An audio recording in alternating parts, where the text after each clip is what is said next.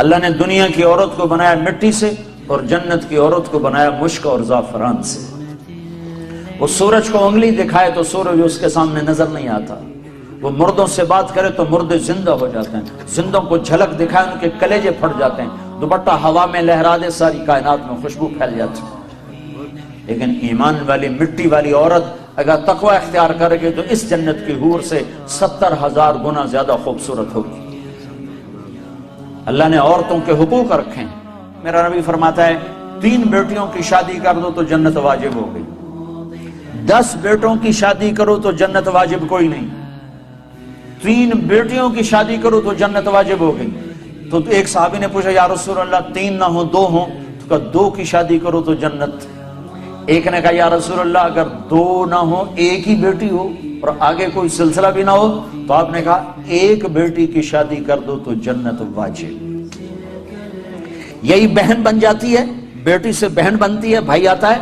تو میرے نبی نے فرمایا جس کو اللہ نے 2 بہنیں عطا فرمائیں، 2 بہنیں، اور انہوں نے اس کا حق ادا کیا، حق ادا کیا، حق کہ بھائی بہنوں کا حق مار جاتے ہیں، ماں باپ کی وراثت میں سے بہنوں کو نہیں دیتے، نہیں دیتے۔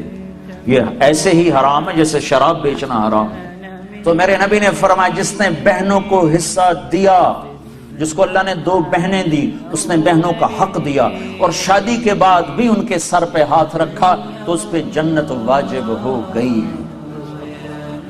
پھر یہ بیٹی، بیٹی سے بہن، بہن سے بیوی۔ پھر میرے نبی نے فرمایا بہترین مسلمان وہ ہے جو بیوی کے ساتھ اچھا سلوک کرے، اور میرے نبی نے فرمایا جو یہ چاہے اس لوگ کا مسلمان کہ وہ جنت میں میرے گھر کے قریب گھر بنا لے تو وہ 2 کام کرے، ایک اپنے اخلاق اچھے کرے، ایک اپنی بیوی سے اچھا سلوک کرے، تو اس کا گھر میرے گھر کے قریب ہو جائے گا۔ تہجد پڑھے، جہاد کرے، تبلیغ کرے، ذکر کرے، مراقبہ کرے، یہ نہیں فرمایا، کہ وہ 2 کام کرے، ایک اخلاق اچھے کرے، ایک بیوی سے اچھا سلوک کرے۔ یہ بیوی سے اچھا سلوک بھی تو اخلاق میں آتا ہے، اس کو الگ کیوں کہا ہے؟ کہ بہت سے لوگ باہر بڑے اخلاق والے ہوتے ہیں اور گھر میں بیویوں کے ساتھ بڑے بدتمیز ہوتے ہیں، بیویوں سے ایسے سلوک کرتے ہیں جیسے نوکرانیاں، بیویوں کے ماں باپ کو ایسے گالیاں نکالتے ہیں جیسے انہیں گالی دینا ثواب کا کام ہے۔ تو اس لیے اس کو الگ ذکر کیا کہ جو یہ چاہے جنت میں میرے گھر کے قریب گھر بنائے۔ کون نہیں چاہتا؟ تم چاہتے ہو کہ نہیں چاہتے ہو؟ تو اللہ کے نبی نے کہا 2 کام کرو، ایک اخلاق اچھے کرو، ایک اپنی بیوی سے اچھا سلوک کرو۔ پھر بیویوں کو بھی سمجھایا، برابری، توازن قائم کیا ہے کہ اگر میری شریعت میں سجدہ ہوتا تو میں بیوی سے کہتا خامند کو سجدہ کرے۔ ایک عورت نے پوچھا یا رسول اللہ میری شادی ہو رہی ہے، میرے خامند کا میرے اوپر کیا حق ہوگا؟ تو آپ نے فرمایا تیرے خامند کے جسم پہ پھوڑے پڑ جائیں، پھوڑے نکل آئیں اور پھوڑوں میں پیپ پڑ جائے اور تو زبان سے چاٹ چاٹ کے اس کے زخم صاف کرے تو بھی تو نے خامند کا حق ادا نہیں کیا۔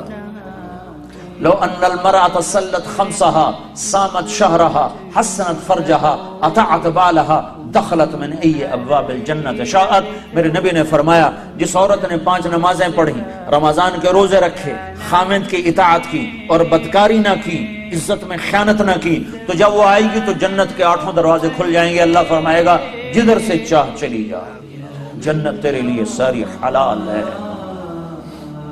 یہی عورت ماں کے روپ میں تبدیل ہو جائے تو میرے نبی نے فرمایا کاش میری ماں ہوتی اور میں عشاء کی نماز کے مصلی پر ہوتا اور میں سورۃ فاتحہ شروع کر چکا ہوتا اور ادھر سے میرے گھر کا دروازہ کھلتا اور میری ماں کہتی بیٹا محمد، تو میں اس کی خاطر نماز توڑ دیتا۔ میں کہتا اماں جی حکم، میں پھر پڑھوں گا۔ صرف نماز روزے کا نام اسلام نہیں ہے، اور بھی دکھ ہیں زمانے میں محبت کے سوا، راحتیں اور بھی ہیں وصل کی راحت کے سوا۔ اخلاق کا بہت بڑا باب ہے جس کو امت نے بھلا کے رکھ دیا۔